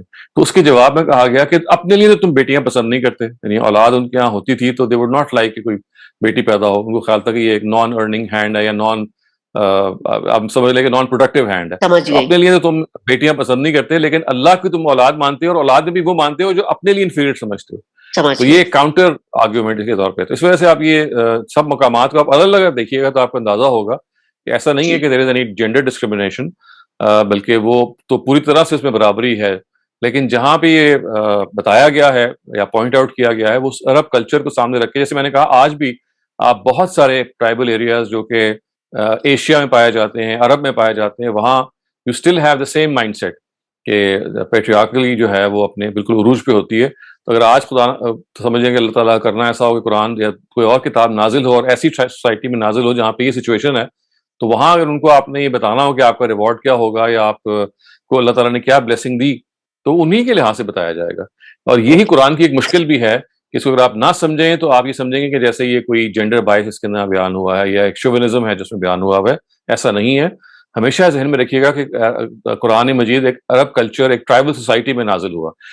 میں چونکہ بات آپ نے کر دی ہے تو میں اس کو سے فائدہ اٹھا کے آپ کو یہ بھی عرض کرتا چلوں کہ جو وائف بیٹنگ کا پورا قصہ ہے جو قرآن میں بیان ہوا کہ آپ اپنے بیوی کو اگر بہت سارے شرائط گزر لیں, اس کے بعد آپ کے پاس یہ بھی آپشن ہے کہ آپ ان کو جسمانی سزا دے سکتے ہیں, وہ بھی اسی ٹرائبل سوسائٹی کو سامنے رکھ کے. کیونکہ ٹرائبل سوسائٹیز کے اندر ڈسپلن کو نافذ کرنے کے لیے اس چیز کو ایکسیپٹیبل سمجھا جاتا تھا. لیکن ظاہر ہے کہ ہر آدمی تو ٹرائبل سوسائٹی میں نہیں رہ رہا ہوتا. دنیا آج کل تو 80-90% اربنائز ہو چکی ہوئی ہے. تو لیکن اگر آپ قرآن مجید کے نوانسز کو نہیں سمجھیں گے تو you will end up either confused اور بلیمنگ گاڈ یا قرآن کہ بھئی یہ کیوں اتنی ڈسکریمنیشن پائی جا رہی ہے اس میں. Okay, thank you so much. Thank you. Thank you, Dr. Salim. Our next question is from Saima. Please go ahead. Thank you. میرا اگلا سوال یہ جو اوورسیز پاکستانی ہے یا جو بھی لوگ ابراڈ رہتے ہیں, جب وین اٹ کمس, آپ نے جیسے چیریٹی کے بارے میں بتایا کہ اللہ تعالیٰ حکم دیتا ہے کہ آپ اچھے طریقے سے خشوع و خشوع کے ساتھ چیریٹی کریں, مگر میرا بہت یہاں پہ لوگوں سے آرگیومنٹ ہوتا ہے, وہ جو ہے جب چیریٹی کرنے کے بارے میں سوچتے ہیں, ہم کہتے ہیں یہاں آپ امریکہ میں رہ رہے ہیں, آپ کینیڈا میں رہ رہے ہیں, یہاں تو کوئی غریب ہی نہیں ہے. And I was like that. I have come across a lot of people, lot of students, اور جو ریفیوجیز ہیں, یہ ہیں, وہ بہت ایسے حالات میں رہ رہے ہیں, تو وہ کیا کرتے ہیں کہ وہ اپنا اس کو کراس کر کے they try to send their money Pakistan, India, wherever they belong to. تو مطلب ہمارے جو علماء اکرام ہیں یہ ہیں, وہ اس کے اوپر ایمفیسس نہیں دیتے کہ کیا یہ چیریٹی ہماری قبول ہو جاتی ہے کہ ہم اپنے محلے والے کو چھوڑ کر ہم اس کو 2 گلی چھوڑ کے والے کو زیادہ حقدار سمجھتے ہیں, جبکہ ہمارے جو محلے میں بندہ رہ رہا ہے وہ تمام طرح کی پریشانیوں کا شکار ہے, مگر وی فیل لائک دیٹ کہ نہیں. اس سے سوسائٹی کے اندر اکنامک امبیلنس بھی پیدا ہوتا ہے کہ آپ ایک دوسرے 2 گلی 4 گلی چھوڑ کے یا اپنا ملک چھوڑ کے آپ دوسروں کو آپ چیریٹی کرنا جا رہے ہیں. تو ان دس سینس کیا ہماری چیریٹی ایکسیپٹیبل ہوگی, ہم اس کے رولز بھی فالو نہیں کر رہے؟ دیکھیں چیریٹی کے بارے میں تو یہ امپورٹنٹ بات ہے جو آپ نے جس سے خود طرف اشارہ کیا کہ the closer the people who are deserving, the more responsibility it is on you کہ آپ ان تک پہنچیں. یہ بات کہ آپ نے اپنے مسلمان ممالک ہی میں چیریٹی بھیجنی ہے, اصل میں یہ اس مائنڈ سیٹ سے پیدا ہوتی ہے کہ charity is only applicable upon Muslims. تو اس وجہ سے یہاں سارا یہ مسئلہ پیدا ہوتا ہے. میں تو بہت دفعہ وضاحت کر چکا ہوں کہ چاہے زکوٰۃ ہو، چاہے صدقات ہوں، چاہے خیرات ہو، کوئی بھی چیز جس کو آپ چیریٹی کہتے ہیں، وہ مسلم اور غیر مسلم کی تفریق کے بغیر دی جا سکتی ہے. یہاں پہ ضرورت اصل چیز ہے. ایک غیر مسلم ضرورت مند اگر ہے تو اس کو ترجیح دی جائے گی. یہاں پہ مذہب سے ضرورت کا کوئی تعلق نہیں ہے. قرآن مجید میں جہاں زکوٰۃ کا ذکر ہوا ہے وہاں پہ کسی جگہ پہ یہ نہیں کہا کہ مسلمان ہیں جو زکوٰۃ کے ریسیپینٹس ہیں، یا جو مسکین ہے یا نیڈی ہے وہ مسلمان ہونا چاہیے، بلکہ جو الفاظ ہیں سورہ توبہ میں وہ تو اس سے ہٹ کے ہیں کہ انما الصدقات للفقراء، یعنی یہ جو زکوٰۃ ہے this is meant for all types of people who are in need regardless of the religion that they follow. لیکن ایک حدیث میں چونکہ یہ آ گیا ہے اور وہ اس کو غلط سمجھا گیا، یعنی حدیث کا بھی مطلب یہ نہیں تھا کہ یہ کہا جا رہا ہو کہ مسلمانوں کو زکوٰۃ دی جائے گی، وہ میں اس کو بھی ڈسکس کر چکا ہوں کئی دفعہ. تو اس حدیث سے لوگوں نے یہ استنباط کیا کہ شاید اللہ تعالیٰ کے پیغمبر یہ چاہ رہے ہیں کہ زکوٰۃ صرف مسلمانوں کو دی جائے. تو جب یہ نتیجہ نکال لیا گیا تو پھر اب جتنے بھی لوگ باہر رہ رہے ہوتے ہیں باہر کے ممالک میں، جب وہ اپنے اسکالر سے پوچھتے ہیں تو وہ یہ کہتے ہیں جی کہ آپ مسلمانوں کی طرف بھیجیں، اور بیسٹ تو یہ ہے کہ آپ جو کنٹری آف اوریجن وہ غریب ہوگا تو وہاں بھیجیں. جبکہ آپ نے بالکل ٹھیک کہا کہ جس جگہ پہ آپ رہ رہے ہوتے ہیں اس کا حق آپ سے پہ زیادہ ہے، اور ایسا نہیں ہے کہ وہاں پہ غریب غربت موجود نہیں ہے. امریکہ کے بارے میں آپ کو بتا سکتا ہوں کہ ابھی بھی جو اسٹیٹسٹک بتا رہے ہیں کہ 30-35% people are living below the poverty line, یعنی 30% بہت بڑی ایک اماؤنٹ ہوتی ہے. پھر یہ ہے کہ بہت ساری چیریٹیز ہیں جو ہینڈی کیپ لوگوں کے لیے ہیں، جو بلائنڈ کے لیے ہیں، جو ریہیبلیٹیشن کے لیے ہیں، جو جانوروں کے لیے ہیں، جو دنیا بھر میں ہر جگہ پہ قائم ہے، وہ بھی اسی طرح سے مطلب آپ ان کو زکوٰۃ دے سکتے ہیں. تو اس لیے ایسا نہیں ہے. آپ نے ریفیوجیز کا نام لیا تھا، ریفیوجیز تو ظاہر ہے وہ تو بالکل ضرورت مند ہیں، لیکن جیسے میں آپ سے عرض کر رہا ہوں کہ انڈیجنس لوگ بھی ایسے ہیں کہ جو پاورٹی لائن سے نیچے رہ رہے ہیں، ان کی مدد کرنا جو ہے، اور جس ملک میں آپ رہ رہے ہیں خاص طور سے اس کو ترجیح دینا، خاص اگر ضرورت سامنے آ جائے تو یہ تو بلکہ بہتر چیز ہے. Thank you. Thank you, Dr. Salim. I had a question for you. So there's the hadith that says that if you fast 6 days of Shawwal after fasting Ramadan, it's like you've fasted the whole year. But like for women, you miss out on a lot of fasts during Ramadan. Do you have to make them up before you fast the Shawwal, or can you do the Shawwal and then continue making up the Ramadan fasts for the rest? نہیں آپ you can do the Shawwal fasts and then you can make up for the missed ones. تو یہ ضروری نہیں ہے کہ پہلے آپ missed کو پورا کریں پھر آپ ورنہ شوال نکل جائے گا. آپ وہ دیکھیے نا، وہ جو because of their specific situation, it is not that they had an option when they had no option. وہ تو اللہ تعالیٰ کی طرف سے ایک ہو گیا. اس وجہ سے وہ missed fasts جو ہیں they were not done on purpose, they just happened. تو اس وجہ سے اگر آپ شوال کے مہینے میں ہیں تو شوال کے جو اللہ تعالیٰ نے اجر بیان کیا ہے اس کو حاصل کرنے کے لیے آپ ضرور پہلے شوال کے روزے رکھیں، اور once you are through with those rozas then you can go on and make up for the missed ones.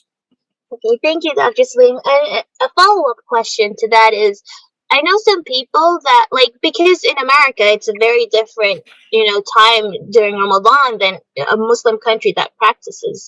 And so I know some people that, like, once they get hungry, they break their fast. And, like, I've always questioned, is that even okay to do? Because you're supposed to endure with it. And, like, whether you have work or not, if you just break it for no reason, then you have to make up, like, a lot more of it. So, like, is that true or am I wrong? دیکھیں، ایک ہے روزہ جانتے بوجھتے توڑنا. I mean سے کہتے ہیں نا کہ بغیر وجہ کے جانتے بوجھتے آپ توڑ دیں، تو اس کے لیے تو ظاہر ہے اس کو ہم کہتے ہیں روزے کا کفارہ. You have to atone for that. اور اگرچہ کوئی شریعت نے اس پہ کوئی اٹونمنٹ مقرر نہیں کی، لیکن نبی صلی اللہ علیہ وسلم کے عمل سے یہ معلوم ہوتا ہے کہ اس میں ہمیں یعنی کافی ایفرٹ کر کے اس کو اٹون کرنا چاہیے. لیکن اگر آپ you are not feeling well یا کوئی مسئلہ ہو گیا جس کی وجہ سے آپ کو روزہ کھولنا پڑ رہا ہے، تو اس کے لیے کوئی اٹونمنٹ نہیں ہے اس میں. تو you just need to make up for the missed fast.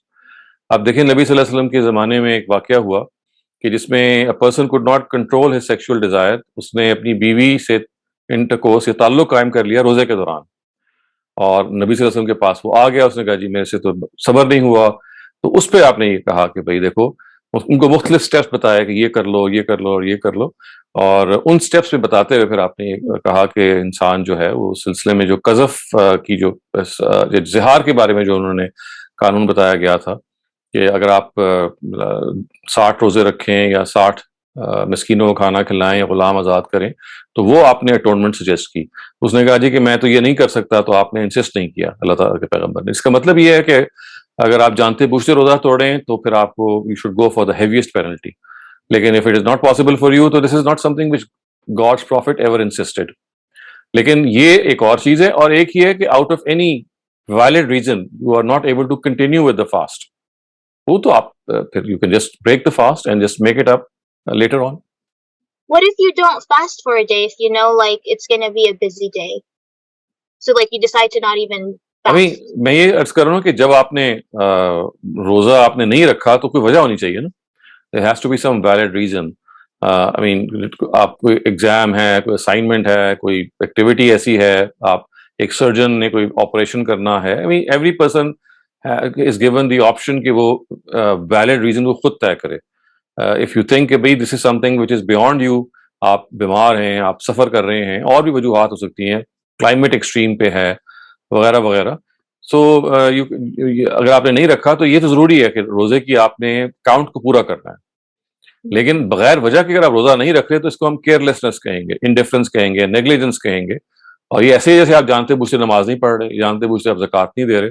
تو عبادات میں جب آپ ایک چیز کو اپنے نیگلیجنس شو کرتے ہیں, انڈیفرنس شو کرتے ہیں, تو اللہ میاں کو یہ بہت ناپسند ہے.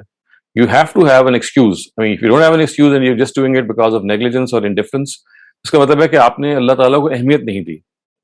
تو یہ تو پھر جرم زیادہ بڑا بن جاتا ہے. اس کا مطلب ہے you are careless, you are carefree in this regard, and that is a serious offense.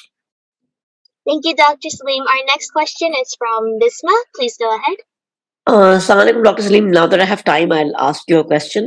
میرا کوشچن آپ سے یہ تھا کہ نماز دن میں 5 دفعہ پڑھنی ہوتی ہے, and of course it's a duty that we all have towards Allah. میرا کوشچن یہ تھا کہ sometimes مجھے یہ لگتا ہے کہ it is so much easier کہ آپ نماز پڑھیں and you're in and out, کہ آپ کھڑے ہوئے مسلح کے اوپر, آپ نے جو اللہ کے لیے ڈیوٹی کرنی تھی, and you leave. And کبھی کبھار جب I don't know how this comes across, but I'm still going to ask it.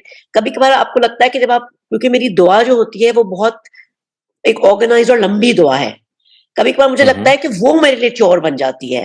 تو میں کوشش یہ کرتی ہوں کہ میں ایک نماز میں لمبی دعا کر لوں, اور باقی میں بس فٹافٹ, بیکاز آئی نو کبھی کبھار especially living in the West آپ کے پاس ٹائم اتنا کم ہوتا ہے کہ you're running between things. Is that wrong? Is that a wrong attitude and casual attitude towards God and yourself کہ آپ دعا پہ فوکس نہیں کر رہے؟ میں آپ کو اس کا آسان طریقہ بتاتا ہوں, اور یہ پیغمبر نے خود پرسکرائب کیا ہے. وہ یہ کہ وہ جو آخری اتحیات میں جب آپ بیٹھتے ہیں, the last رکعت, وہ سارا ٹائم ہی دعا کا ہے. وہ جو دعا آپ نے نماز پہ سلام پھیر کے ہاتھ اٹھا کے مانگنی ہے, آپ اپنی زبان میں اتحیات جب آپ بیٹھتے ہیں تو شروع کے کلمات چاہے آپ کہیں یا نہ کریں, وہ سارے آپشنل ہیں. آپ جتنی دعائیں آپ نے کرنی ہیں آپ وہ نماز کے اندر کر سکتے ہیں. You don't need to first finish your نماز اینڈ دین آفر دعا. یہ میں بہت دفعہ کہہ چکا ہوں کہ 5 جگہیں ایسی ہیں جو قرآن مجید میں کمپلسری ہیں عربی میں کہنی. ادر دین دیٹ, ان 5 چیزوں کے علاوہ مثلا رکوع میں, سجود میں, سجدوں کے درمیان, یہ جو آپ اتحیات پہ 2 رکعت کے بعد بیٹھتے ہیں یا 4 کے بعد بیٹھتے ہیں, آپ ہر طرح کی دعا مانگ سکتے ہیں اور اپنی زبان میں مانگ سکتے ہیں. تو اگر آپ اس آپشن کو اویل کریں تو آپ نے جو کچھ بھی کرنا ہے وہ your prayer is all encompassing, یعنی آپ کی نماز ہی میں وہ دعا ادا ہو جائے گی. وہ ہم چونکہ نماز کے بارے میں عادی ہیں کہ شاید ساری عربی میں پڑھنی ہے, اور اس کے بعد دعا ہم نے اپنی زبان میں مانگنی ہے, اور تسلی اسی سے ہوتی ہے, تو اس وجہ سے ہماری نماز کے بعد دعا زیادہ لمبی ہو جاتی ہے. تو اسی کو دیکھیے, چونکہ یہ ہمیں بتایا نہیں جاتا, اور یہ جس الجھن کا آپ شکار ہیں, بہت سارے لوگ اس کا شکار ہوتے ہیں. اور وہ چونکہ نماز دعا it makes more sense because you use your own language, and نماز is slightly alien in that sphere, تو اس وجہ سے you just try to be brief in that. لیکن اگر آپ کو بتایا جائے گا کہ آپ نے وہ 5 جگہیں آپ نے عربی میں ادا کرنی ہے, لیکن اس کے علاوہ ساری جو جگہیں ہیں اس میں آپ یہ جو دعا آپ مانگنا چاہتی ہیں وہ آپ مانگ سکتی ہیں, تو یو ول فائنڈ کہ آپ کو وہ ایکسٹرا ایفرٹ جو بعد میں آپ نے سلام پھیرنے کے بعد کرنا ہے اس کی ضرورت نہیں بچتی. ہاں, جہاں آپ کا موڈ ہوتا ہے, آپ کے پاس ٹائم ہو, وہاں ضرور کریں, نماز کے بعد بھی اور دعا کر لیں, لیکن وہ نماز کے اندر وہ جگہ رکھتی گئی ہے اتحیات کہ جہاں آپ جتنی دعائیں چاہیں, جتنا چھوٹا کرنا چاہیں, لمبا کرنا چاہیں, do it within the prayer. So you mean to say جو آخری رکعت ہے جب میں اس میں اتحیات پڑھتی ہوں میں اتحیات کو ریپلیس کر کے دعا مانگ سکتی ہوں اور پھر ریپلیس سلام کر پھیر سکتی ہیں، سکتی ہوں؟ ضروری نہیں ہے جی. ناٹ اونلی دا آخری رکعت بٹ جو درمیان میں 2 رکعت کے بعد آپ اتحیات میں بیٹھتی ہیں اس میں بھی یہی ہے. پوری جو اتحیات ہے چاہے وہ 2 رکعت کے بعد ہو چاہے وہ 4 کے بعد ہو، اٹ از اے سجیسٹو چیز جس میں اللہ تعالیٰ کے پیغمبر نے کہا کہ آپ چاہیں تو یہ بھی پڑھ لیں، چاہیں تو یہ بھی پڑھ لیں. ایسے ہے، نہ کہ یہ کہا گیا کہ یہی پڑھنا ہے. میں وہ دہرا دوں کہ 5 مقامات ہیں جو آپ نے عربی میں پڑھنے ہیں. ایک اللہ اکبر، جب بھی آپ نے اللہ اکبر کہنا ہے. دوسرا سورہ فاتحہ عربی میں ہوگی. تیسرا یہ کہ جو سورہ آپ ملاتی ہیں قرآن پڑھنے کی سورہ فاتحہ کے بعد تیسری چیز ہوگی عربی میں. چوتھی سمع اللہ لمن حمدہ، اور 5ویں السلام علیکم ورحمۃ اللہ. ان کے علاوہ نماز جب آپ شروع کرتے ہیں، نماز میں جب آپ رکوع میں جاتے ہیں، جب سجدے میں جاتے ہیں، 2 سجدوں کے درمیان بیٹھتے ہیں، یا اتحیات میں 2 رکعت کے بعد یا 4 رکعت کے بعد بیٹھتے ہیں، ان سب میں چاہے آپ اللہ کا شکر ادا کریں، چاہے آپ کوئی دعا مانگیں، چاہے اللہ تعالیٰ کی تسبیح بیان کریں، اپنی زبان میں بیان کریں، عربی میں بیان کریں، کسی بھی زبان میں بیان کریں، وہ سب کی سب اللہ تعالیٰ کے ہاں قابل قبول ہے. آپ دیکھیے اس سے آپ کی نماز it will be electrified, it will be a thing that you will yearn for and wait for. جی it becomes very personal, very personal. Thank you so much, Dr. Saeed. Thank you. Saima, you're up next. Please go ahead. Doctor صاحب ابھی آپ مریم کو بتا رہے تھے کہ اگر روزہ آپ کا وہ ہو جاتا ہے تو آپ 60 مسکینوں کو کھانا کھلائیں. تو میں اس ٹرم کی ایکسپلینیشن تھوڑا سا مجھے کنفیوزنگ رہتا ہے کہ قرآن میں 60 یتیم بھی آ سکتے تھے مگر مسکین کا لفظ استعمال کیا گیا ہے. تو کیا آپ اس ٹرم کو مجھے سمجھا سکتے ہیں؟ کیونکہ بس ہم تو اندھا دھن 60 لوگوں کو کھانا کھلا دیتے ہیں کہ کوئی بھی 60 لوگ آ گئے. دیکھیں مراد یہ یہاں ضرورت مند، دیکھیے مسکین سے مراد ہے وہ ضرورت مند یتیم بھی ہو سکتا ہے، وہ نان یتیم بھی ہو سکتا ہے. It is I mean it just encompasses the fact that a person who is in need, جو یعنی ایسے لوگ کہ جو ان کو جو کھانا افورڈ نہیں کر سکتے، جو بھوکے ہیں. آلریڈی وہ لوگ کہ جو جن کے پاس کھانا میسر ہے، مراد صرف یہ ہے کہ جو ضرورت مند ہے جن کو 2 وقت کی روٹی میں مصیبت پیش آتی ہے، تو regardless of whether they are orphans اور ناٹ، وہ تو انکلوڈیڈ ہے اس کے اندر. Adil Qureshi, please go ahead. جی السلام علیکم ڈاکٹر صاحب. وعلیکم السلام. سر یہ جو زکوٰۃ ہے جو کہ آپ کو دینی ہوتی ہے، اس کے اندر اگر اسٹیٹ آپ سے زکوٰۃ کلیکٹ نہ کر رہی ہو یا اس کی کوئی پالیسی نہ ہو تو میری انڈرسٹینڈنگ کے مطابق پھر آپ اپنی مرضی سے جس کو بھی مناسب سمجھیں وہ دے سکتے ہیں. اور اس میں اگر آپ اپنے سبلنگس کو یہ دینے کی کوشش کریں تو سبلنگس کے لیے جو اس طرح کی کوئی بات ضروری ہے کہ ان کا صاحب نصاب نہ ہونا ضروری ہے، یا ایون اگر ان کی کسی استعمال میں وہ پیسے آ سکتے ہیں زکوٰۃ کے تو you can go ahead and give them, یا ان کا کوئی اس سے پاورٹی لائن سے نیچے ہونا یا کوئی صاحب نصاب سے کم ہونا نہ ہونا ضروری تو نہیں ہے؟ نہیں دیکھیں، صاحب نصاب ہونے کی تو کوئی شرط نہیں ہے. آپ جو سورہ توبہ میں آیت 60 میں جو ہیڈز بیان ہوئے ہیں، they should fall in either of those heads. جو 6 یا 7 جو مصارف بیان ہوئے ہیں ان میں سے اگر وہ آ گئے ہیں، ان کو کوئی نقصان ہوا ہے، کوئی چٹی پڑی ہے، وہ کوئی جیسے کہ ضرورت مند پیدا ہو، کسی ضرورت کا شکار ہو گئے. بعض دفعہ آپ کے پاس کیش نہیں ہوتا، ایسیٹس ہوتے ہیں but you are not in a position to sell off those assets. وہ آپ سارے ہیڈز پڑھ لیں. ان ہیڈز پہ جس میں بھی وہ فال کریں گے، اگر وہ فال کرتے ہیں تو وہ زکاتیبل ہیں، مطلب دے آر ایلیجیبل فار زکات. اٹس ناٹ کہ صاحب نصاب ہونا تو یہ ہمارے فقہا کا بنایا ہوا ایک معیار ہے، قرآن نے ایسا کوئی ذکر نہیں کیا. Thank you. Akram Bhatti, you're up next. Please go ahead. السلام علیکم سر. عید مبارک. بہت بہت شکریہ. جی میں نے سوال یہ پوچھا تھا کہ عید میں سوری رمضان میں جب تراویحیں پڑھتے تھے اتنی لمبی تراویحیں ہوتی تھیں، لیکن میں نے کسی وہ لوگ کھاتے بھی دبا گئے ہیں تو وہاں میں سوچا کسی کی ہوا لیک نہیں ہوتی کہ لوگ چھوڑ کے نماز چلے جائیں، تو کیا نماز کو پھر دیکھا قرآن پاک میں کوئی ذکر نہیں ہے کہ بھئی اگر آپ کی ہوا لیک ہو جائے تو آپ نماز توڑ دیں چلے جائیں؟ تو میں نے تو حال یہ نکالا کہ وہ تو دیکھیے جب آپ کی ری خارج ہو جائے تو یہ تو وضو ٹوٹ جاتا ہے نا اس سے، اور نماز بھی ظاہر وضو کے بغیر نہیں ہوتی. تو اگر وضو ٹوٹ گیا ہے تو سلام پھیریں، جب بھی سلام پھیریں گے وہی ٹائم ہوتا ہے انسان توڑ کے جا سکتا ہے. ویسے تو اس کو اسی وقت رک جانا چاہیے، اور عام حالات میں اگر جگہ ہو تو پچھلی صف سے جا کے نکل کے جا کے دوبارہ وضو کر لے. لیکن اگر وہ پاسبل نہیں ہے تو جب سلام پھیرے امام تو اس کا انتظار کر لے. لیکن چونکہ وضو تو شرط ہے، اگر وہ وضو ٹوٹ جائے گا تو آپ کو you have to redo that. یہ پریشانی ہوتی تھی کہ کوئی بندہ بھی نہیں جاتا وہاں پر، تو ایسا تو نہیں ہے. میں تو یہ حل نکالا تھا کہ تھوڑا کھاؤ تو پھر مسئلہ صحیح رہتا ہے. ہاں تو دیکھیں وہی ہے نا کہ بعض دفعہ جذبہ انسان کا ایسا ہوتا ہے، اور یہ میں آپ کو بالکل صفائی سے بتاتا ہوں کہ جذبہ انسان بعض دفعہ اس کی جو فزیکل ہینڈی کیپس یا ضروریات ہوتی ہیں ان پہ بھی اوور پاور وہ کر لیتا ہے اپنے آپ کو. جب وہ اتنے جذبے سے اس کو پتا ہے کہ میں نے 20 رکعتیں پڑھنی ہیں تو وہ اس طرح کی جو چیزیں ہیں کہ بھئی میرے وضو ٹوٹ نہ جائے, ہوا نہ خارج ہو جائے, تو اس پہ وہ لوگ جو ہیں وہ ہمت کر کے قابو پا لیتے ہیں. تو جب ول پاور اسٹرانگ ہو کہ بھئی ایک عبادت کو میں نے تسلسل کے ساتھ کرنا ہے, تو یہ انسان کے اندر وس پیدا ہو جاتا ہے کہ وہ سم ہاؤ کنٹرول کر لیتا ہے. لیکن یہ تو ایک سادی سی بات ہے کہ اگر وہ نہیں کر پائے گا تو وہ وضو ٹوٹ جائے گا تو آپ کو دوبارہ وضو کرنا ہے. میں تو جنرل آبزرویشن کر رہا تھا کہ شکریہ, یہی تھا کہ پھر وہ کسی سے میں نے پوچھا کہنے لگا تو نماز میں کہیں لکھا ہوا, پھر کوئی وہ علماء کو دیکھے تو کوئی کہتا ہے کہ وہ اس حد تک آواز آئے اور فلانا ہو تو پھر ہوگا. نہیں, وہ دیکھیں آواز کا تو تعلق اس سے نہیں ہے. آواز آئے تو یقین ہو جاتا ہے, ورنہ ہر انسان کو پتا ہوتا ہے جب ہوا خارج ہو. جی. اور کبھی اگر شک ہو جائے تو شک کا تو فائدہ انسان کو نہیں دینا چاہیے. اس چیز میں آپ شک میں مبتلا ہو جائیں, جب آپ کو پتہ چل جائے کہ بھئی ایسا معاملہ ہے تو توڑ دینا چاہیے, چھوڑ دینا چاہیے نماز کو اور دوبارہ وضو کرنا چاہیے. اور میں تو یہاں تک بھی جاتا ہوں کہ اگر وہ ممکن نہیں ہے صفیں توڑنا اور لوگ بھی اس چیز کو سمجھتے نہیں ہیں, تو آپ وہاں کھڑے بیٹھے کم تیمم کر لیجیے, تاکہ جب تک کہ آپ کو ٹائم نہ ہو یعنی کہ آپ دوبارہ جا کے وضو کر سکیں, تو ایک عذر کے طور پہ اس وقت آپ شامل ہو جائیں, اور بعد میں جیسے ہی وہ جگہ کلیئر ہو کہ آپ جائیں وہاں وضو کر لیں. یہ حل صحیح ہے تیمم والا. We have a question in chat that asks, is there a zakat on your monthly salary? And if yes, what is the nisab? دیکھیں یہ تو ایک تفصیل طلب ہے. yes there is zakat 10% ہوتی ہے, اور اس میں جو پروڈکشن کا جو نصاب ہے وہ 643 کلو گرامز آف کھجور یا ڈیٹس ہیں. if your salary is beyond that تو پھر پوری زکاتیبل ہوگی, ادروائز اس سے کم ہے تو پھر وہ زکاتیبل نہیں ہوگی, اور کوئی ٹیکسز جو آپ دے رہے ہیں اس سے آپ سبٹریکٹ کر سکتے ہیں.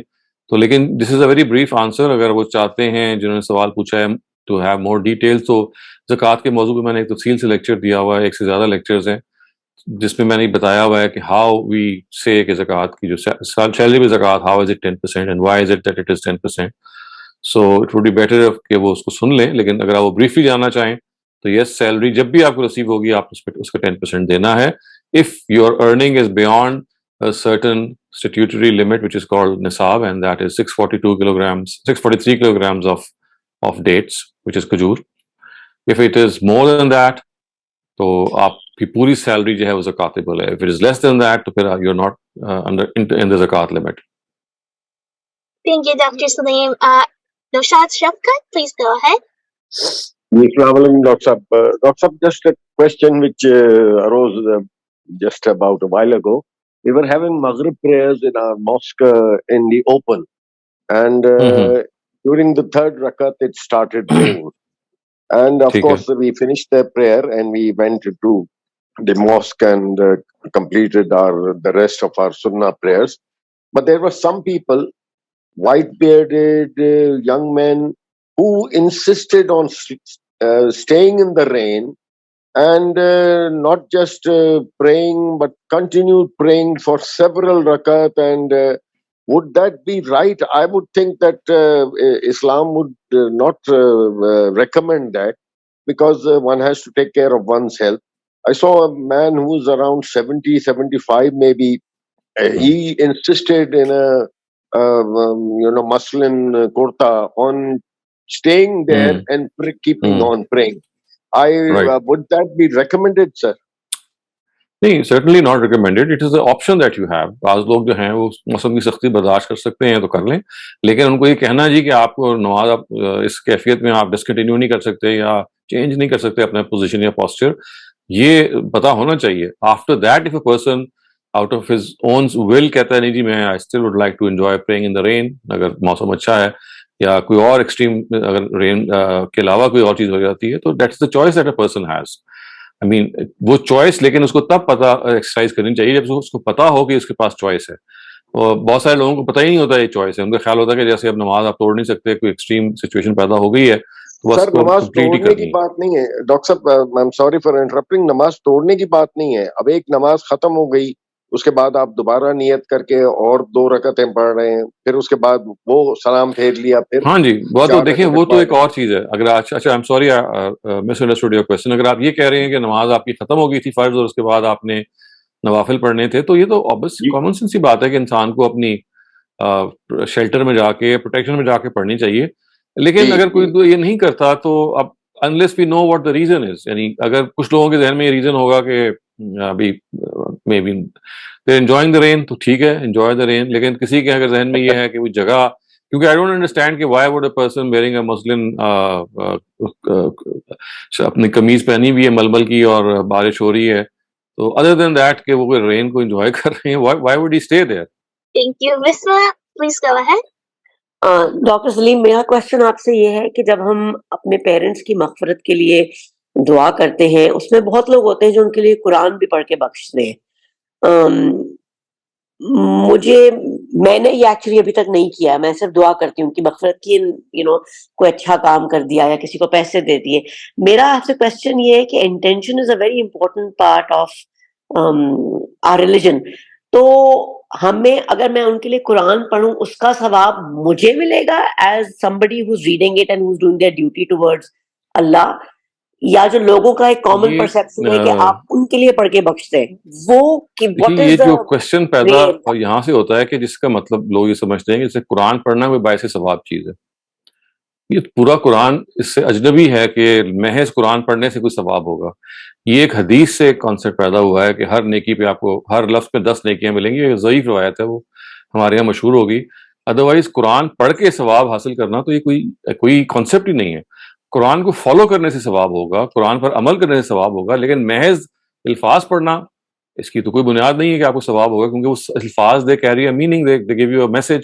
اگر آپ اس میسج کو فالو کر کے کوئی مثلا قرآن کہتا ہے کہ سچ بولو, آپ سچ بولتے ہیں تو اس پہ ثواب ہوگا. قرآن کہتا ہے کہ آپ چیریٹی دیں, آپ چیریٹی دیں گے تو ثواب ہوگا.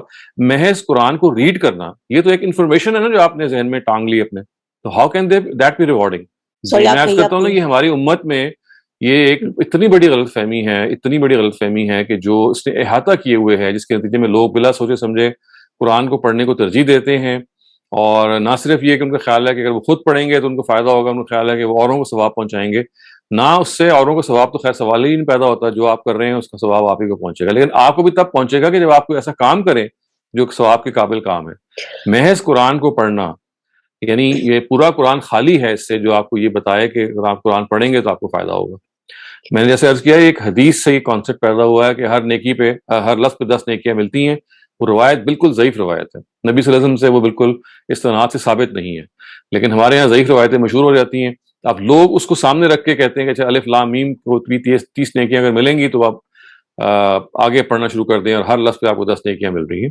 یہ کوئی روایت نہیں ہے. قرآن مجید کے کانسیپٹ سے یہ سمجھ میں آتی ہے, قرآن کے اپنے پیغام سے, کہ محض قرآن کو پڑھنا کوئی ثواب کا کام نہیں ہے. قرآن پر عمل کرنا, قرآن کو فالو کرنا یا قرآن کے مطابق زندگی گزارنا, یہ تو کوئی باعث چیز ثواب ہو سکتی ہے. ورنہ تو what you are doing is you are just absorbing an piece of information. یعنی اللہ میاں نے کہا, قرآن آپ نے پڑھا کہ اللہ میاں ایک ہیں, آپ نے کہا اللہ میاں ایک ہیں. بھائی اصل چیز ایک ہے نہیں ہے, ایک ماننا, اس پر عمل کرنا, اس کے تقاضوں کو پورا کرنا. یہ جو ہے نا انفارمیشن آف دا قرآن اپنے مائنڈ میں جمع کر لینا, this is just a piece of information that you have gathered. The next step is going to earn you reward, and that next step is to change yourself in accordance what you have read. So that is my question. یہ intention کسی مطلب میرا confusion یہ تھا کیونکہ a lot of people وہ یہ کرتے ہیں, میں نے یہ نہیں کیا ہے. مجھے اس چیز کا ایک مطلب گلٹ بھی تھا because میرے پیرنٹس کو گئے ہوئے بہت عرصہ ہو گیا ہے. اور میرا کوشچن آپ سے یہ بھی تھا کہ یہ چیز پوائنٹ آؤٹ کرنا کسی کو, از اٹ رانگ؟ بیکاز لوگوں کے اس چیز پہ اتنے فکسڈ نوشنز ہیں کہ آپ کو یہ بھی محسوس ہوتا ہے کہ آپ ہرٹ کریں گے لوگوں کے سینٹیمنٹس کو. میں عرض کروں نا کہ پہلی چیز تو یہ نا کہ آپ خود آپ کا کانسیپٹ کلیئر ہونا چاہیے. جب once you are clear in this concept, تو پھر always pick and choose your audience regarding conveying such concept. Not everyone is in a position nor is in the proper frame کہ اس طرح کی وہ آپ سے بات سمجھ سکیں, کیونکہ ایک ایج اولڈ کانسیپٹ جو انسان کے ذہن میں سمائے ہوئے ہوتے ہیں, لوگ they are not willing to part from them. اس وجہ سے وہ لوگ کہ جو ریزننگ کی بنیاد پہ سمجھ کی بنیاد پہ گفتگو کر سکتے ہیں ان سے آپ ضروری بات کریں, لیکن 90% لوگ آج کل ایسے نہیں ہیں انفارچونیٹلی. مذہبی ذہن زیادہ تر وہ ہے جس کا ذہن بند ہو چکا ہوا ہے, and you are not even a position to discuss things. اس وجہ سے اگر آپ نے پہلے تو اپنا کانسیپٹ کلیئر کر لیں, اس پہ عمل اور اسی کے مطابق زندگی گزاریں, لیکن if you want to convey that to some other person that you have to be very careful کہ who to talk to and who not to talk to. Because یہاں تو مطلب ہر جگہ جو قرآن کی محفلیں بھی ہو رہی ہوتی ہیں لوگوں کے فوت ہونے کے بعد, وہ تو they don't make sense at all, because آپ عربی میں پڑھ رہے ہیں نا, آپ کو سمجھ آ رہا ہے. دا کانسیپٹ واز کہ آپ جو زبان سمجھ آتی ہے اس میں پڑھیں, مجھے عربی نہیں آتی تو انگلش اور اردو میں, but this is a very very fixed notion in Islam. So man we go ahead. اسلام میں نہیں ہے یہ, اصل میں لوگوں کی مس انڈرسٹینڈنگز ہیں جو ہمارے ہاں بہت زیادہ انفلٹریٹ کر گئی ہیں, وہ ان کو آہستہ آہستہ ہمیں ختم کرنا ہے. تو Islam has never said these things, has never stood for these things. انگریزی میں بھی اگر آپ قرآن پڑھ لیں گے, کس طرح آپ کیا کریں؟ آپ کو کوئی قرآن خوانی پہ لوگ بلاتے ہیں, کرتے ہیں کسی کے, دیکھیے اگر آپ نے آپ کا کوئی ایسا رشتہ داروں میں ہے, دوستوں میں, آپ چلے جائیں, لیکن قرآن پڑھنا تو ضروری نہیں ہے. آپ وہاں چلے جائیں, آخر میں دعا ہوگی, آپ دعا کر لیں اس کے لیے جس جو ڈیڈ ڈپارٹڈ ہے. You can just participate in the dua. Okay, thank you. Dr. Salim, related to that question about Quran, someone is asking, what about if people who say that you have to memorize Quran? یہ تو I mean memorization is an effort which the Prophet undertook, and he said that's great, be rewarding, کیونکہ آپ قرآن جب اپنے سینے میں رکھیں گے تو you will be always in a position to recall what the Quran has said and to follow that. تو ایک حافظ جو نرا حافظ ہے اور اس کو پتہ ہی نہیں ہے کہ اس نے حفظ کیا ہے, is like a person who is totally alien to the message of the Quran. تو مجھے بھی کہا گیا کہ ایک حافظ کا یا حفظ کرنے کا اجر ہے, تو اسی پہلو سے کہا گیا ہے کہ جب وہ حفظ کریں گے تو قرآن آپ کے سینے میں ہوگا. You are always going to follow what it says. The message that it carries is always going to be at the forefront. وہ اس پہلو سے. لیکن وہ ایسا حافظ کہ اس کے سینے میں قرآن ہے لیکن نہ اس کو پتا ہے کہ وہ قرآن کیا ہے, وہ اس کے لیے کیا پیغام رکھتا ہے. How can he be a person who is going to be rewarded? یعنی محض یاد کر لینا یا محض پڑھ لینا یہ کیسے ریوارڈنگ ہو سکتا ہے؟ یعنی ایک کتاب ایسی ہے کہ جس کا ایک مقصد ہے, اس کا ایک آبجیکٹو ہے, تو آپ وہ آبجیکٹو اگر آپ پورا نہیں کر رہے تو how can you expect that reward? Nashad Shafkat, in the meantime, please go ahead. Yes, Doctor, thank you for the answer you gave to Mrs. Bisma.